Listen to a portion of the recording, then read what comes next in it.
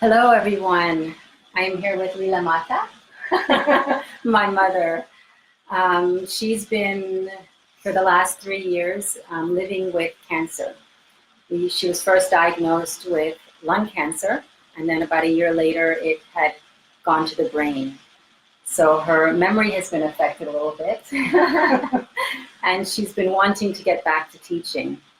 So I thought this would be nice to do a live stream so that all of her students, her disciples that have been asking what she's doing, where she is, can get some of those questions answered.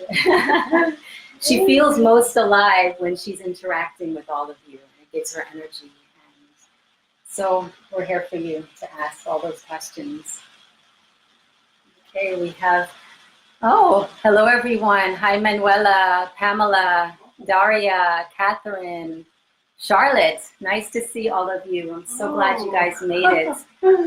If you guys have any questions, please feel free to ask.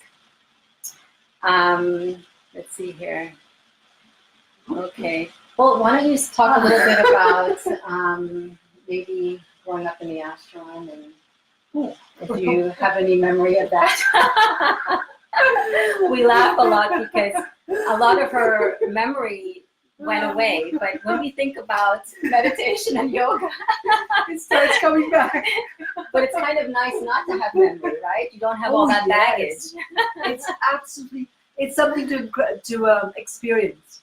It's such an incredible experience not to have any memory. At first it gets very disturbing because I get wondering, what's happening, what's going to happen, but you don't need to think of those things. They're just ridiculous. You put them out and you have a whole mind to open up, a big, wild, wonderful field of energy without that. And what I've noticed about her is if you ask a question, she always has an answer. And that hasn't left, that's still there, right? Yeah, even though it takes on a different perspective now. Yeah. So some of the terminology isn't there, but... Yeah, lots of things have disappeared. But not lots of things are coming in. Yeah. So I'm looking forward to having this talk with you. So we're open to questions. I can go to some that were asked in the comments section earlier. Let's see. From Suzanne Autumn. She's asking, do you believe that cancer is a karma that so many of us face? Yeah, I can imagine this is a very alive question in many of our hearts and minds right now. But, there are many kinds of karma, and it may take on the form of cancer. It's not specific that this is made out for you. Someone knew about it before and they put it out for you. No, it's not like that. It's just somehow you stumble on this karma of cancer. It can be very frightening. It can also be very challenging. And it can be very helping. It's kind of perhaps strange to hear that cancer can be helping you to become a more and more wonderful person, but yes, it can. You don't have, you often think you have to get. It's such a horrible thing to have cancer. You get depressed with that understanding, and you go around carrying that with you. No, you should not. You have many things coming to you in life. Cancer can be one of them, and you should face it very boldly. Yes. Yeah, we look at, in our culture, we actually talk about death a lot of times. I think it's important to contemplate, to meditate on death. So it's not a taboo subject for us. And we've actually had many discussions about it. And actually, this cancer has brought that up into our minds, into the forefront of our minds, more now than ever. Yes, this makes this idea of death everyday thing. Death is one of our, oh my goodness, is our strongest companion throughout life. We want to avoid death, but death is with us all the time. It's like you are two travelers. One is the ego, and the other is death. So how can you can't hide from them. They're always with you. Mhm. So to be reminded of death is just a natural. We should not be reminded. We ourselves should be reminded of it all the time. But we hide. We always want to hide from it. But it's like your shadow. You can't hide from it. How can you hide from death? And I always think that we all have to go out some way. Oh yes. Some of us might have chosen cancer because that seems to be the thing or the theme of now. It's the sickness of this time for some reason. And for someone like Leela Mata to have this sickness, we all couldn't believe it because of her lifestyle and her diet, the meditation, all of that. We just thought it was an interesting sickness or disease to actually take on. But we all are going to leave somehow. We're all going to end this life in some way. And if this is the way she's chosen to do this, we thought it would be really nice to share some of that, some of our thoughts on it. Yes. Yes. Yeah. This idea of cancer came to me like a shock to me. It was like, how can I have cancer? Like the farthest thing in my mind. I never thought that I would ever need to have cancer for some reason or the other. But then it arrived, and I said, oh my gosh. It took me a moment, and it was like, a surprise come, and then, okay, you have to accept it. This is what it is. It is with you. It has come to be your friend. All these things. So why can't it not be my friend? Why does it have to be a torture? It becomes a torture when I make it a torture. Otherwise, it's just a companion. And I can choose what kind of a companion I want. I choose to have a good companion. So the cancer is my friend. And I move along with it. I work with it. I do whatever I need to. It's always with me. And it might, cancer is looked upon as something that cannot be cured or does not get cured. But I don't worry about that. If it's curable or not curable, then that's what it is. But I live with it, and it's been great. It hasn't, if you were to ask me, what is it like to have it? It's pretty much how I think I was just the day before, and I will be the day after. I'm with it, and it just goes along with me. I am not having any very special, hideous kind of tormenting illness. I'm pretty much the same person.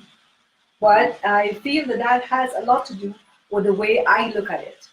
It can easily turn into a horrible thing if I said, oh my God, I have cancer, and I start to cry about it. Then it's the cancer in my own mind is starting to turn on me and affecting me differently. Because where is the cancer really? Yes, it's in the body. But before it comes to the body, it is coming through the mind. And how we deal with it there makes a very, very big something as to how it manifests. So it doesn't have to be a debilitating thing. We all get something or the other. And it might be cancer. It might be diabetes. All these, so many other things are just as, or even more debilitating. But somehow with cancer we go like this wow feeling comes up, and you feel like it's so terrible. Now, a lot of people might have that question of, because a lot of people come to yoga and to this lifestyle because they want to live a long life and be healthy while living. What do you say to those people? Well, we come to yoga because you want to live longer. Yoga give us a way of how to do that. It is not, yoga does not only serve us during this lifetime, it's continuous. It goes, one aspect of yoga, a very strong aspect, is that when you die, you're not gone, completely gone. The body is dead, but the life is moving on. Life does not die. This is one thing we in the West have to get to understand, is that you never really die. The body does. And the body is destined for that. The body cannot, nobody keeps living on forever. The body has to die. And when the body dies, you're not dead. You're living on. You're living, the spirit is living on, the consciousness is living on. And that goes on and on and on. Yeah. And that is why we have the yogis, they believe in reincarnation, because they don't see the immortal being, the immortal spirit dying. The immortal spirit is always going on. It dies today, and tomorrow it comes back. It takes on a body in order to express itself. The body is its instrument for expressing whatever it wants to. Without the body, it can't do it, so it takes on the body to do it. So it's a really great privilege for you to be able to take on the body again. And the greatness in that privilege is that the body is a young and perhaps very healthy body. Yeah, when we're living, we die because of an illness or something, but then when you're reborn, you have a new chance to play in life. To us, life is simply playing. Playing in this life. There's nothing other than just really, really wonderful play. If we can start having play as the thing for our life, it could be so wonderful. And that's Leela. Leela is the cosmic play. That is, she's living her name and teaching that. Yeah. It's all about living. Yeah. So you are expressions of that same principle. You may not be called Leela, but but that's what you're doing too. You have this beautiful life and use it well. Yeah. And from our perspective, as the family watching her go through this, I know the first thing we hear from people is, their condolences, their sad and their sympathies. And I want to say that those are really heartfelt, and we feel that and love that. But the other side of it is, this has allowed us the opportunity to have these talks, these really deep talks on death. And I also know through meditation that, you can experience this aspect of ourselves that is immortal. We experience it at night when we sleep, when we move into the deep sleep state of consciousness. If you can experience that consciously, we also understand that that is a mini death. So every breath is a mini death, right? Yes. So we have that understanding, so we don't look at it as poor Leela, poor mommy, and but more of a celebration and excitement that we still have this time together, and we can still share such beautiful moments together and enjoy her even now, and be able to say our goodbyes when that time is there. Yes. And in that way, when she does pass, she's in a very beautiful, high vibrational state, because we're all there, sending her off on a long journey that at some point we will meet again. There's no death. There's no death for us. Right. And we want to be able to send someone off with that high vibrational state. So with grief and with sadness, that lowers the energy, that lowers the vibration. Yeah. And when someone dies, they're looking forward. They should be looking forward to a beautiful, beautiful journey. But if they have people crying maybe and holding, they are not free to do that, because they're also attached to you. Right. They would love to tell you, look what a wonderful world I'm in, but they can't really do it, because you are not at that existing that vibration. Yeah. Or when Yeah. when when the person dies and if you are in the same, it may feel like they're also in this death-like spirit, but no. When they die, they are introduced very suddenly into a very beautiful world, and incredibly beautiful. And they would like to share that with you, but they don't have the chance to do that because you are grieving, and they're pulled back by you, and they now get in that grieving grasp, and that beautiful opportunity is being missed by the whole community, the whole family. So that is why it's so good that we can talk about this death and talk about, every day as it's going on. It's not coming as a surprise. And every day we're getting very accustomed to the idea, and the idea is becoming very alive in us, just as this aliveness is alive in us. In the same way, death can become alive in you, because death is life. Life is made up of your being alive right now and also death. So we should accept them both. If we accept them both, then we don't have nothing to worry about. And I hope that in the West we could become more comfortable about talking about death and about this subject, because I think it is such an important opportunity to grow and to evolve. And really, the purpose of life is to leave this world consciously. A conscious death is what we're looking for. Yeah, you heard that term, die consciously. How do you die consciously? You can die consciously if you're denying it all the time. When you accept it, then you can die consciously. And then that is everything about your life changes. And I think talking about it allows us not to fear it as much. I always think about, when I'm leaving, when the children were really young and I would leave,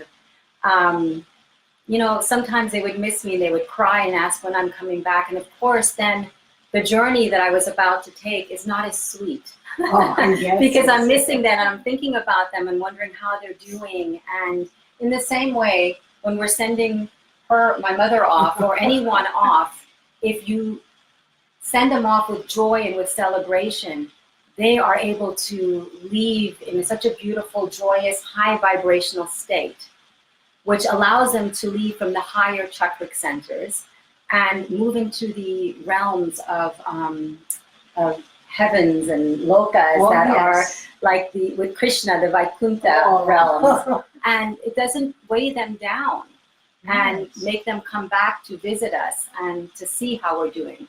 So it's important to talk about death with your family and, dispel the superstitions and the fears that come with this natural part of life. So I hope that this can allow for that. Yeah, when you're dying and you're thinking only, when you're in your understanding is heaven and hell. That's your only true understanding of this life. This life is so enormous that we can't even comprehend the whole thing. This is just one plane of the consciousness, this physical plane. There's the astral plane, there's higher realms, many of them. Yeah, when we think of dying, we think of, we're going to be with Krishna, we're going to be Rama, we're going to be Sita.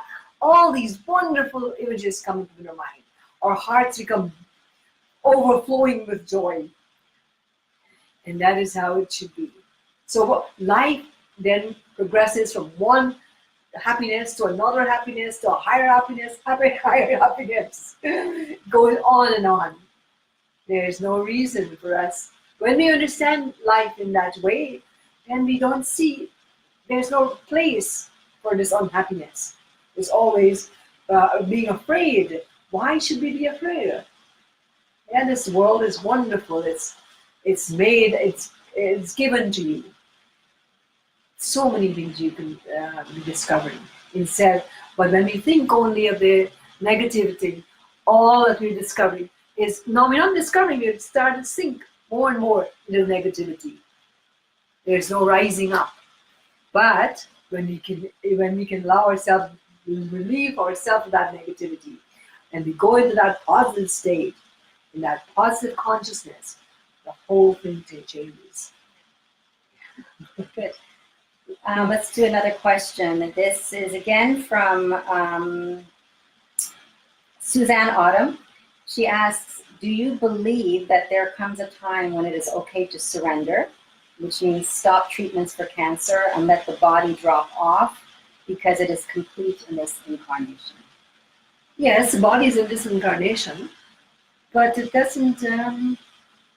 Why? I don't see why that would. Yeah. Do you believe? No, this is just a question that she's asking. But Okay. do you believe that there's a time that you just should surrender and give up the treatments? We should be surrendered at all times, continuously throughout the whole process of treatment. You are surrendered. You're surrendered to the cosmic conscious, to the cosmos. It doesn't mean because you're surrendered, you're fighting death. No, you're never fighting death. You're always surrendered to the big cosmic purpose. Yeah. So you surrender and you treat yourself, and you treat yourself as part of what you should be doing. It's not that you are letting go. And what was the other part of the question? So yeah, is it okay? Stop treatments for cancer. When is the right time to do that? There is no right time to stop or not to stop. We should not be. What is the right thing to do is not to have the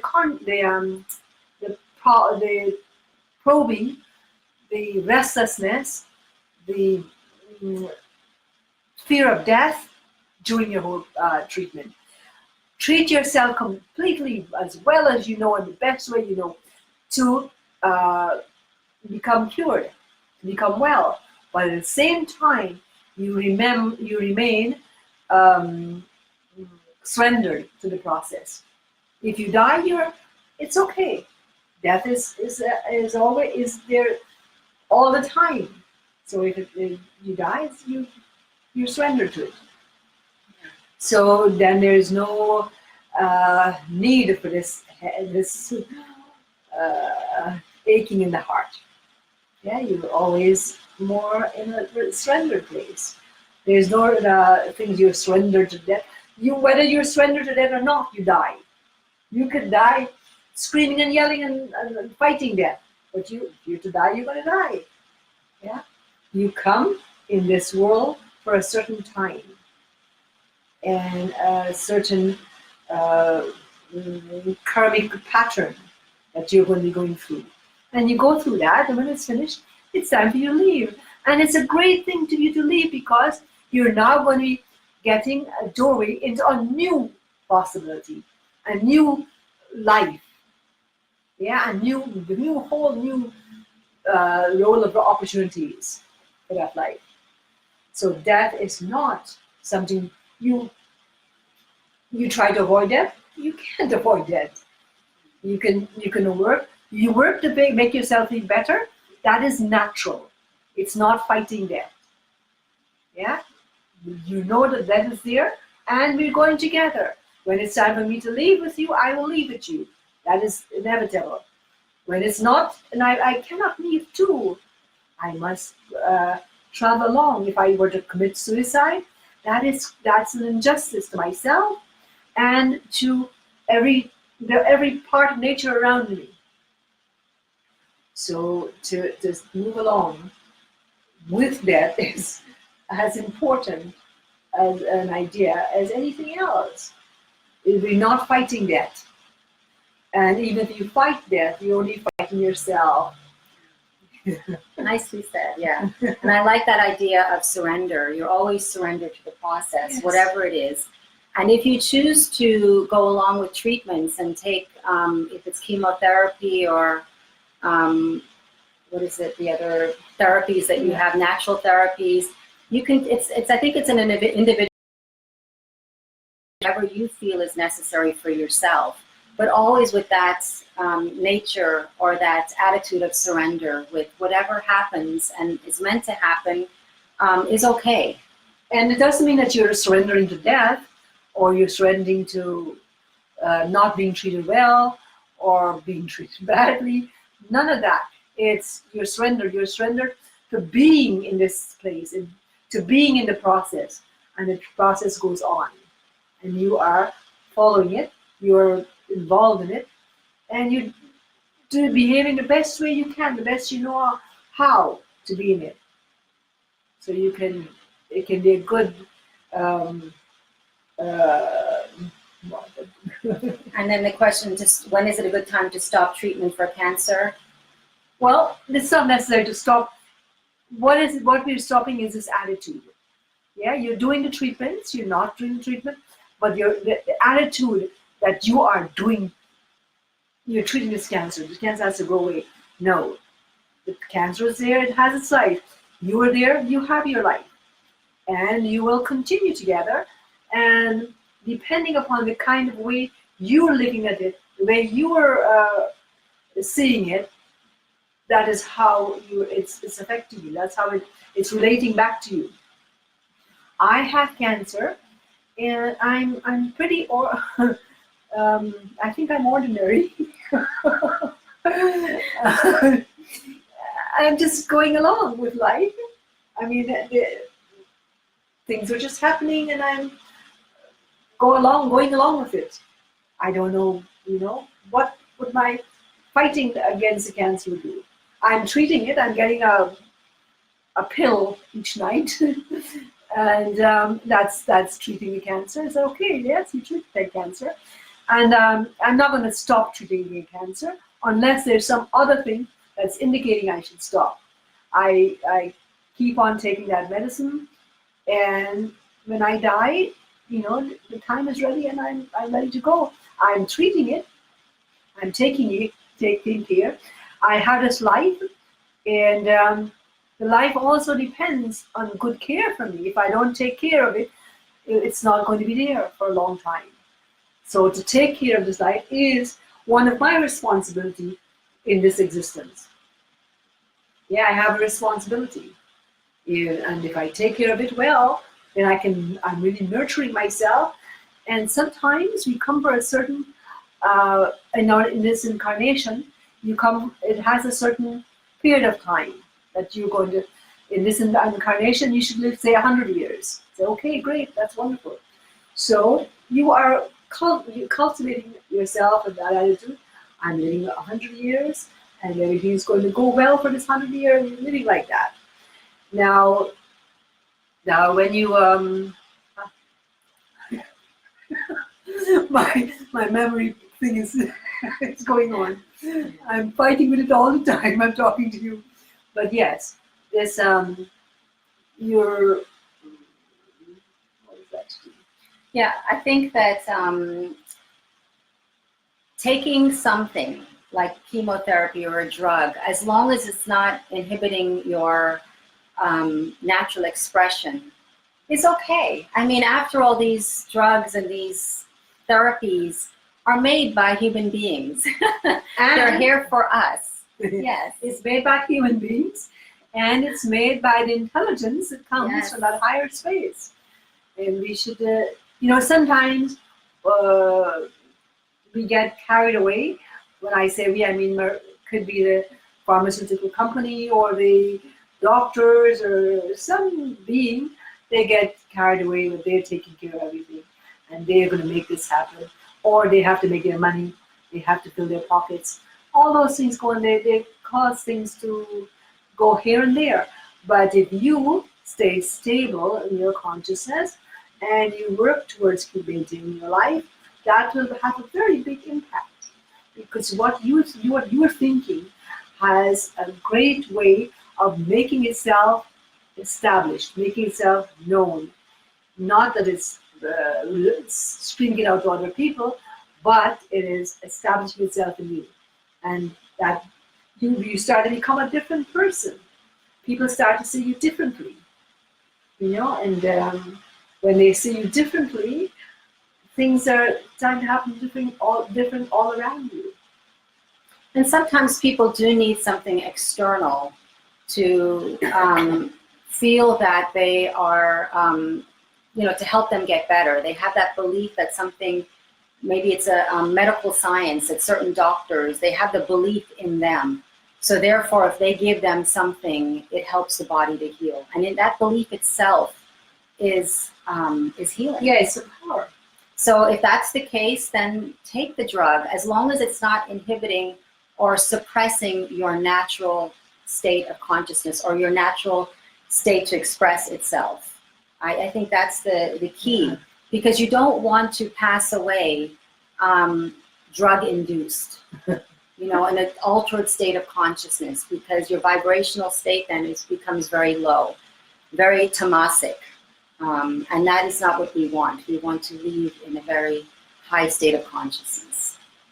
Okay, Yes. so we want to take drugs or prescriptions, any type of alternative therapy that helps with your healing process and keeps you in a stable state of mind. While you're taking it, you keep your mind in that special, that channel of moving upwards always. Because we can't escape death, and if it is your time, it is your time. Whether you're taking the drug or not, it happens. We come with in Ayurveda, in yoga, we talk about our life is measured in breaths. Yes. Yeah, and when you get all restless and worried, your breathing goes crazy, and in that you're losing lifetime. Losing Life energy. Yes. You're losing time. If I can take 10 breaths in this time, and it makes me live a certain length of time. If I were to, because my restlessness and not believing in this and that, I start using that breath a lot faster, and the same energy, the same life is leaving me. The life is going, because the breath is not stable enough to maintain itself. So it's very important. Yoga and Ayurveda are two amazing sciences that the closer you get to it, the closer you get to understanding that you are life itself. There's no death and there's no living. It's continuous living.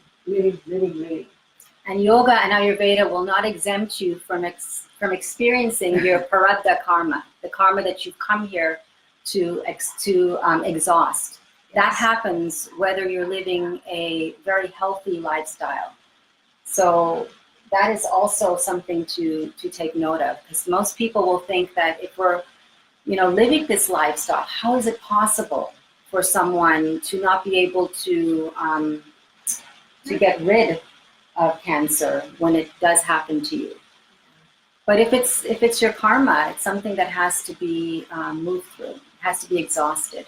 Yes, that's so on the point, because we often think that I'm going to do yoga and then I'm not going to get sick anymore. I'm going to do yoga, and they think they can chase that away. That doesn't happen. No matter how much yoga you do, yoga is a very high science, much higher than we are comprehending. It takes a whole lifetime, not one lifetime, many lifetimes to get involved and really understand yoga. And to do that, in understanding that, we are really getting closer and closer to life. We think we are alive, but we are alive, but we're not really with our life.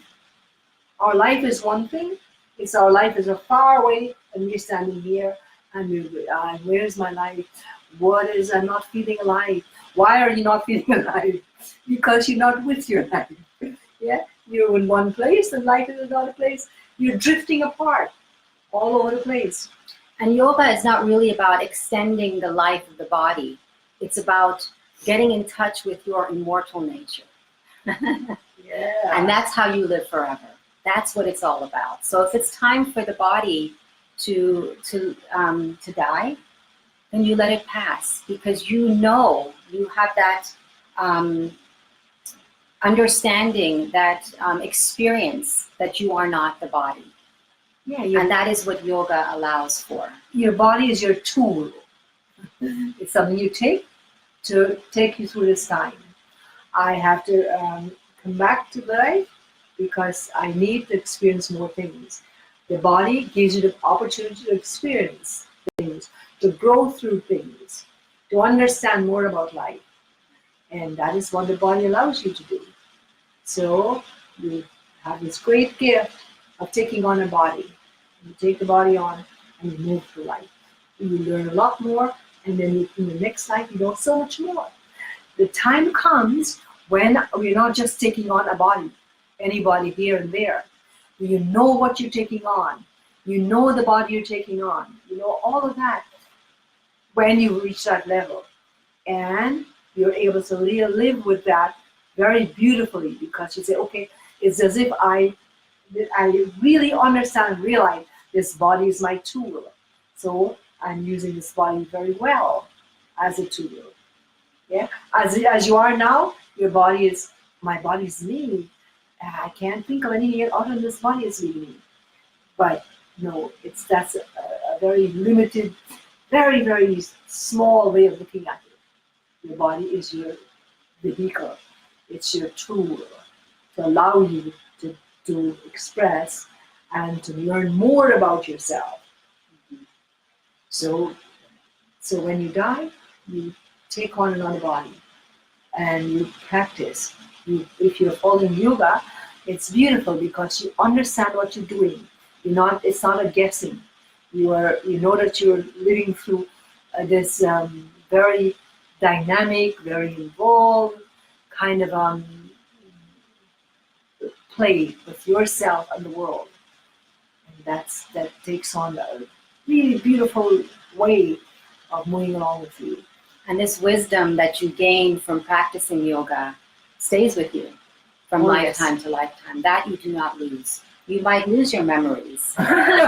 You will lose the body. But the progress that you've made on this path, the experience of the self that you have through meditation and through these practices, that stays with you. Yeah. Are we ready for another question? Okay. This is from Ambika Astrid Lambrecht.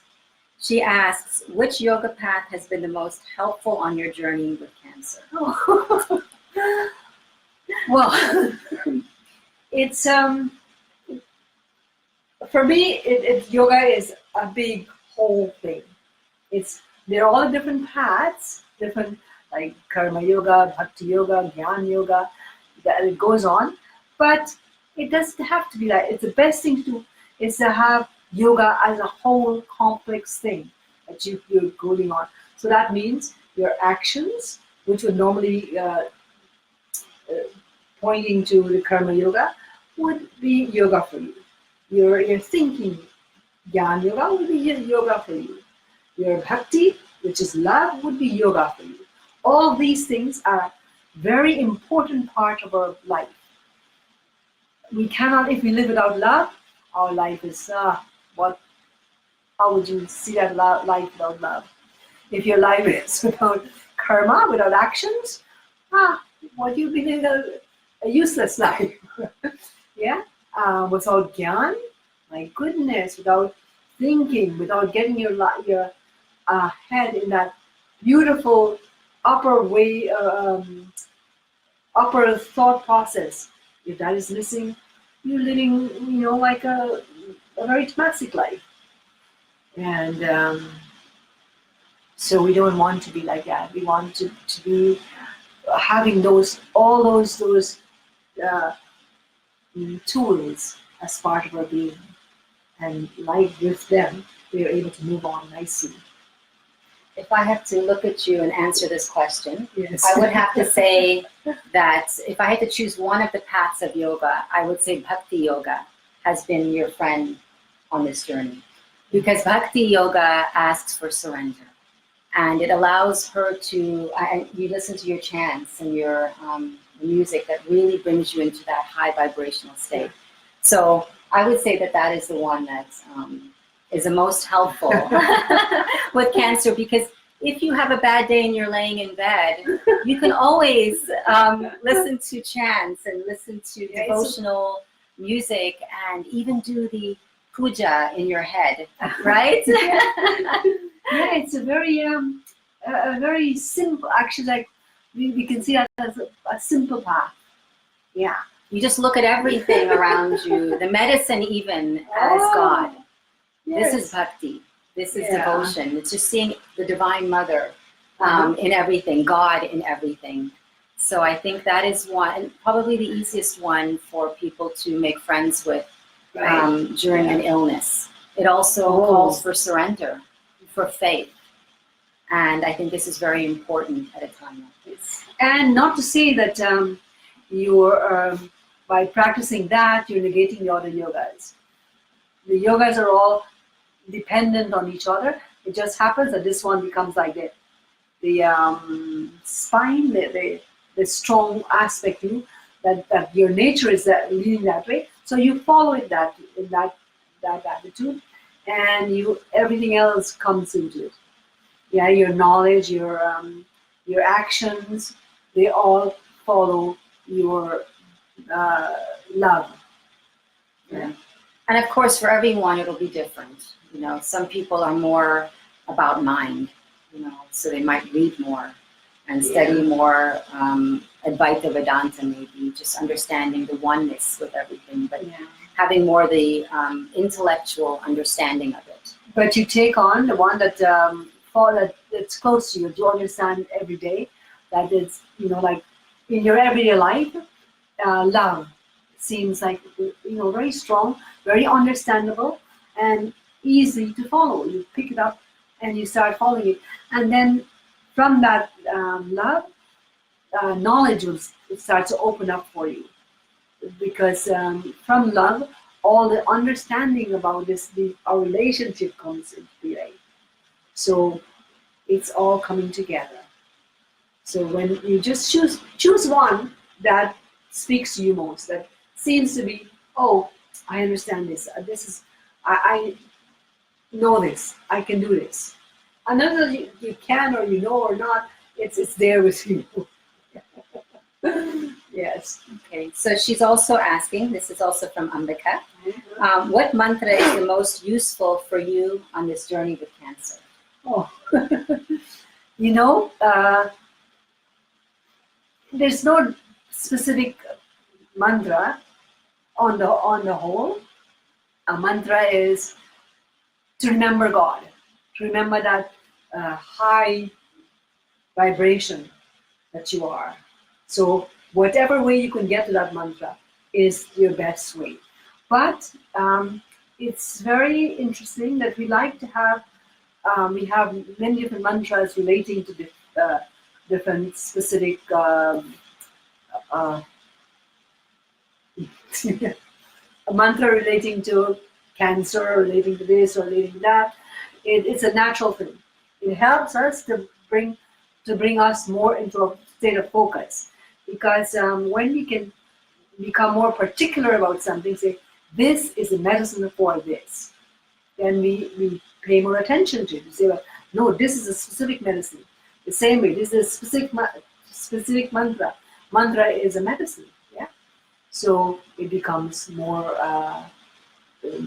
stronger for you. What's the exact question? So what mantra is useful for you on this journey with cancer? What mantra have you?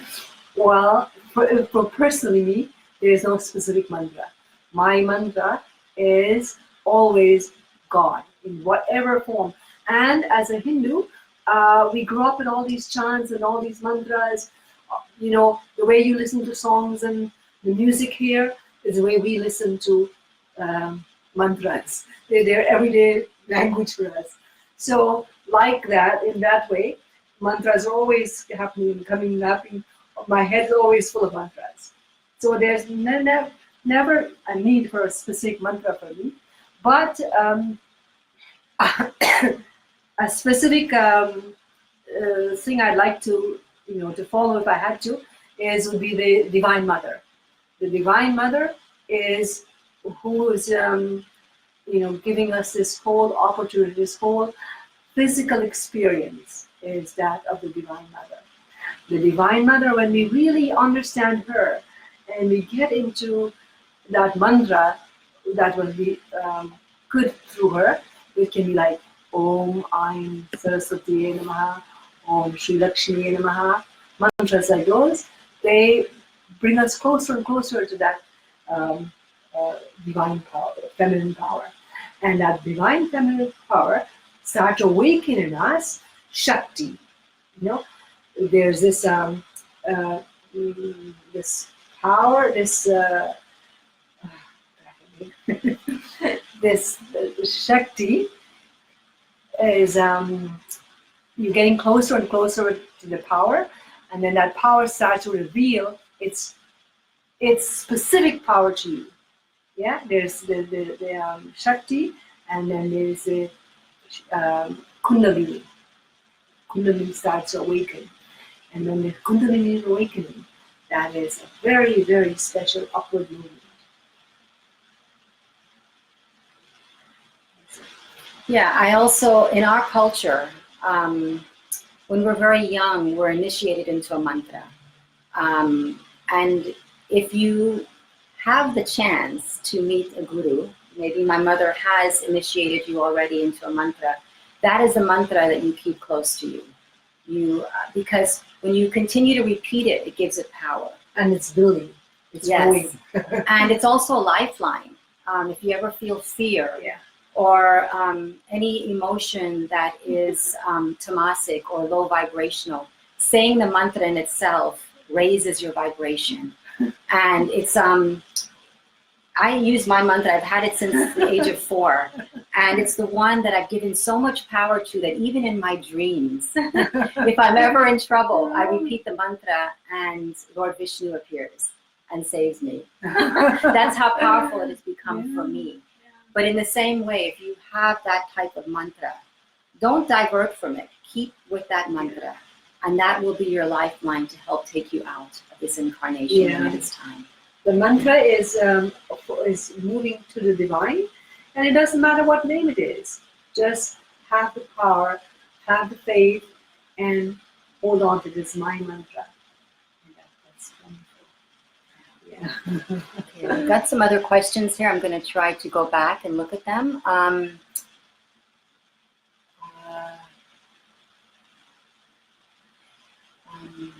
When I was a kid, we would always have this Hanuman was our special help for fear and getting out of difficult situations and just calling upon divine help.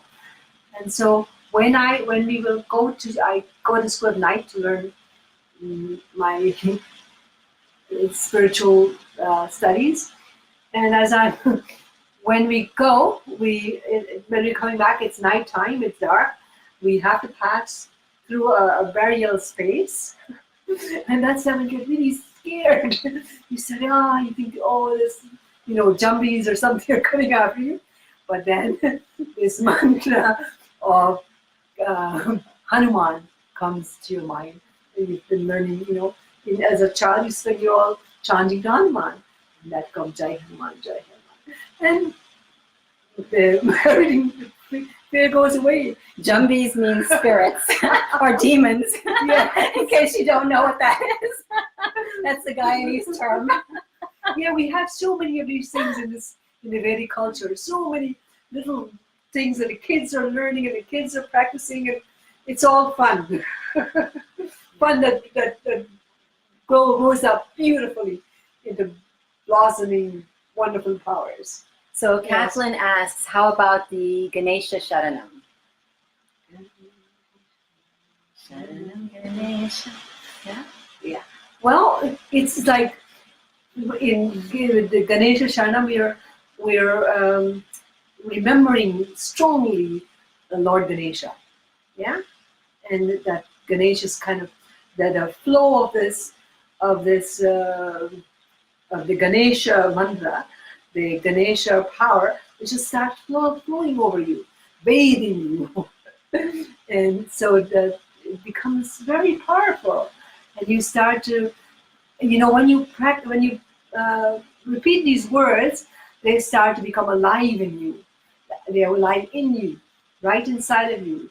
That, Ganesh is inside you. Ganesh is outside of you. Wherever you want to think about him, he is there. So when you start thinking of Ganesha and chanting Ganesha, he starts awakening in you. And it's power, power, power. Right, and most people know the Ganesha mantra as for removing obstacles. Yeah. And so, because so many people have given that stream of energy, that vibrational stream, so much energy for that specific purpose. Yes, yes. When you call upon that energy, that of Ganesha, you already know that's what it's going to do for you. So there's a lot of faith and a lot of belief behind that stream of energy. So yes, that's a really good one. Yeah. I think. Yeah. I love my Ganesha mantra. I almost, like for just all the different gods, we have many gods in yoga, in Hinduism, in Vedas. We have many gods.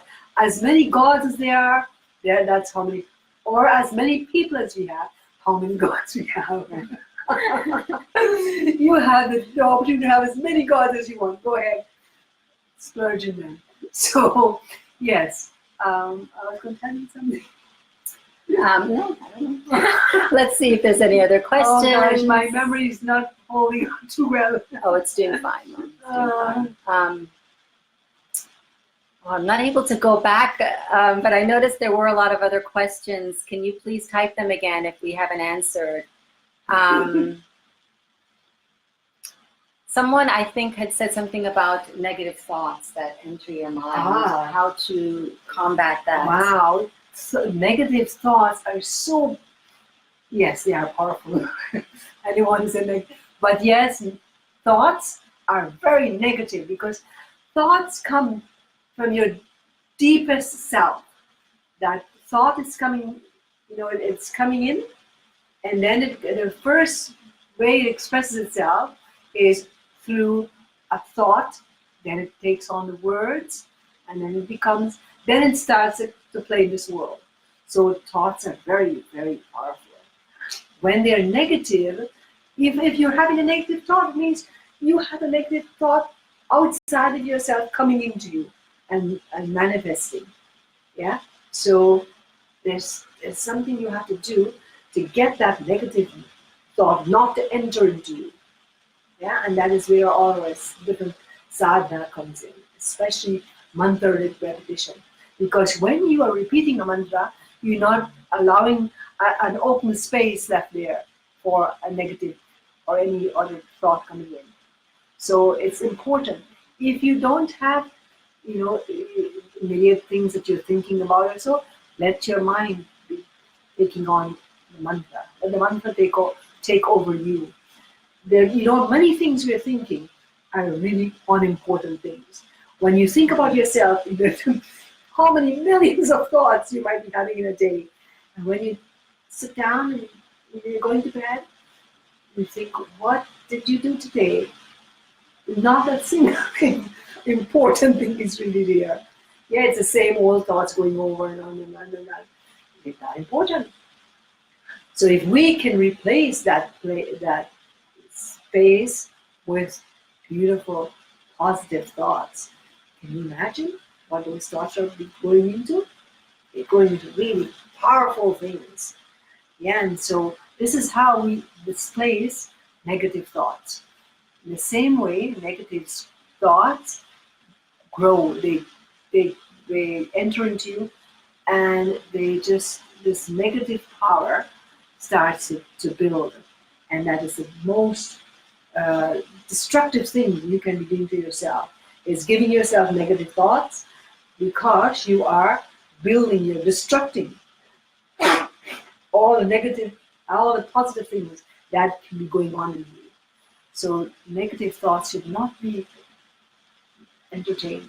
But if you just say, I'm not going to think negative thoughts, and you don't know what to do about it, The negative thoughts are still coming, they're still coming. You're carrying on a fight. You don't need to do that. In order for you to deal with negative thoughts, you just put the positive thoughts in there. Let them go on. Let them go on. They may take a while before they really catch on, because this negative one's been there for so long and it's still going on. But if you really hold on, if it's just like playfully you're holding on to this positive thought, this positive energy, after a time, it will, positive thought has a beauty about it, a way of really entertaining you too.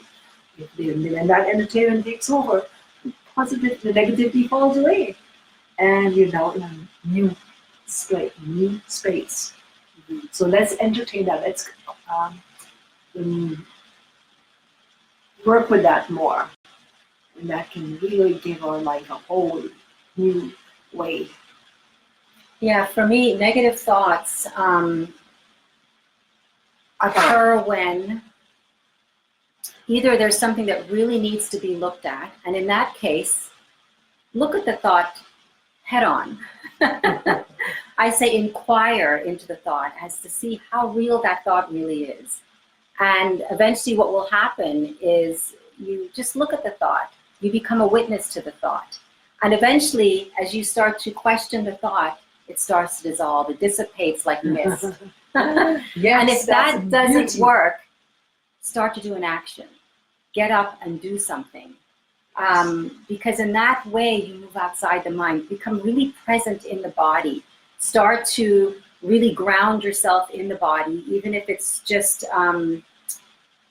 moving through the senses, even to a thought, the sound or smell, or taste, whatever it is. Really put all the energy and thought into a specific sense, which is bringing you into the body, into the present moment. And this can help to move you away from that negative thought. Mind is usually naturally negative. The ego is naturally negative. It's the consciousness behind it, that awareness behind it, that is the positive aspect of ourselves. And we're always trying to move to that, and we do that through witnessing, through observation, and seeing ourselves almost third person like. And we can do that through techniques like japa, even where the mind is being occupied by repetition of a high vibrational sound. And this helps us move outside ourselves and move into that part of ourselves that is the awareness itself, that is witnessing the whole play. Mm-hmm. And when you are able to have that space, you become you actually tap into the universal flow of energy, and that is a high vibrational energy. And all of a sudden you'll feel this lifting you up. Yes, this bliss just washing through your whole being, and there you are. That's the best way I can say it. It's just a wave that you're riding on. You become less of the limited self and more of your unlimited self. And those are the techniques that you learn through yoga, through all of the Eastern practices that we teach. And in the beginning, it is a practice. It is really learning it till it becomes second nature to you. Yeah. Okay, we're almost at an hour. We said we were only going to do this for an hour. Anything else you want to say before we sign off? Oh, what I want to say is that first, remember all these things we talked about. We will leave this on my page so you can always revisit it. Share it with others, please, so that they can see some of this. Good to see what Leela Mata is doing. And yeah. Any last words before we go? I hope that we were able to answer some of your questions. Some of them were scrolling by so quickly I didn't get to see them.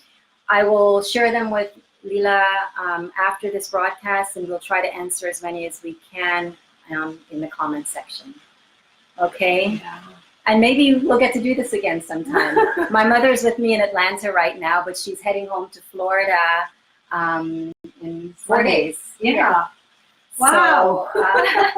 Well, I'm really happy we've had this chance to get together and to have a conversation. Because there's a lot to talk about. And the more we talk about it, the more it becomes closer and closer to you. And that's what we want. Even though I can't be so, everything is so... she's here. Should we say Triambakam with everyone before we leave? Beautiful. Okay. Okay.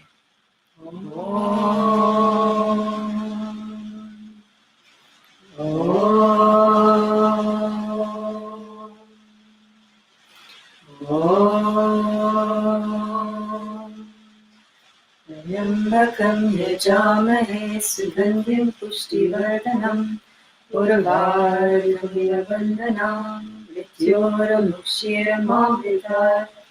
Om Triambakam yajamahe sugandhim pushtivardanam urvarkamila bandhanam mrityoramukshiramaamritat.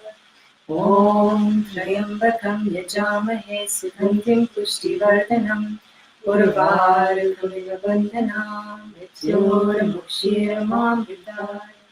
Om Shanti Shanti Shanti. Om Peace Peace Peace. Om Bolo Sadguru Shivananda Maharaj Ki Jai. Shanti. Wishing you all a beautiful day. Namaste.